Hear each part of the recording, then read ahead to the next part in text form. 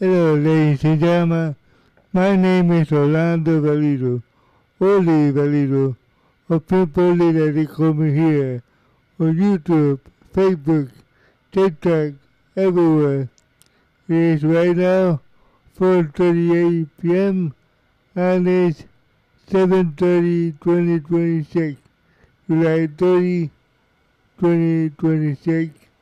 I'm going to present to you an interview that was done by somebody, I don't know who. The audio is not that great, but it was about Betty White.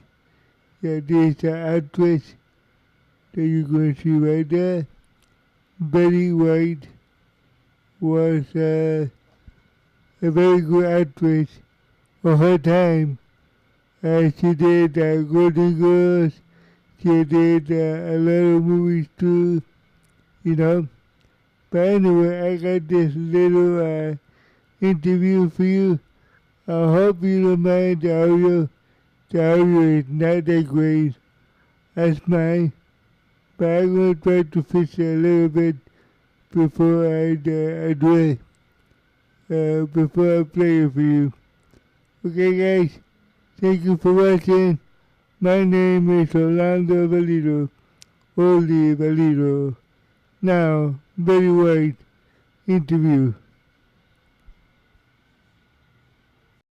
Well, with all the other game shows that were going on, Goodson Todman started a new game called Password. And it was hosted by a man named Alan Ludden. And I was invited to do the show the third week it was on.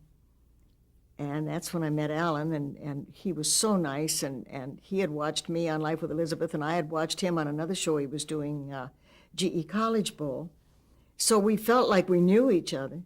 What I didn't know and didn't find out till much later was, just as Password started, his wife was dying of cancer. So he would go from the hospital over, do the show, and to do a new show takes a lot of concentration without certainly that. And the week that I did Password, the third week of the show, was the week she died.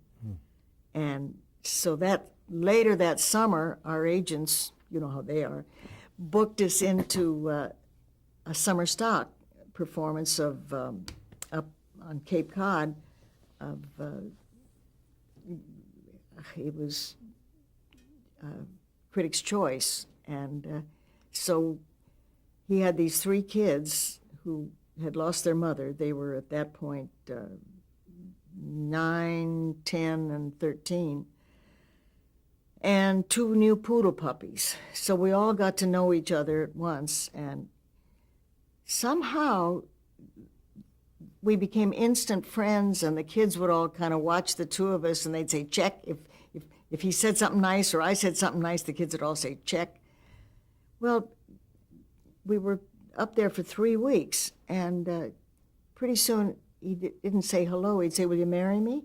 Well, it was a joke, and I'd laugh it off, and he'd laugh it off, and then pretty soon I came back home. I was going very steadily with somebody, very happily and steadily, who came to see the show, and at the end of the play, there was a big kiss when we finally made up.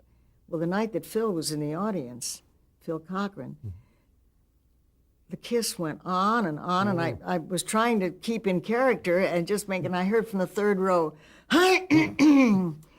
and so we all had dinner together that night, and everybody thought it was hysterically funny, except Phil. Phil didn't think it was funny. He said, I don't like that guy. I said, everybody likes Alan Ludden.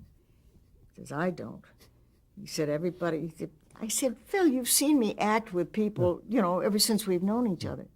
Not like this. Well, I guess he knew I was attracted to Alan long before I did. So that went on for a year, and Alan kept asking me to marry him, and finally it wasn't a joke anymore, and I'd get mad, and I said, no way. So he bought a wedding ring, a beautiful gold wedding ring with diamonds all around it. And one night at dinner, he gave it to me. He said, you might as well take it because you're going to put it on one day. I said, I am not. When I think of how nuts I was, I said, I am not, and I gave it back to him, and I said, that's it, that does it, because I was scared to death to think of moving from California to New York.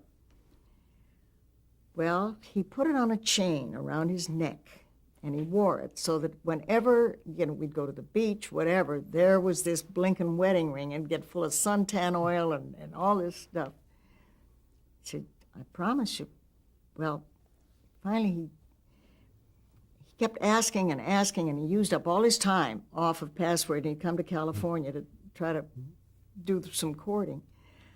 Finally, Easter came along, and this fluffy little stuffed bunny came along with beautiful little diamond and sapphire earrings on its ears.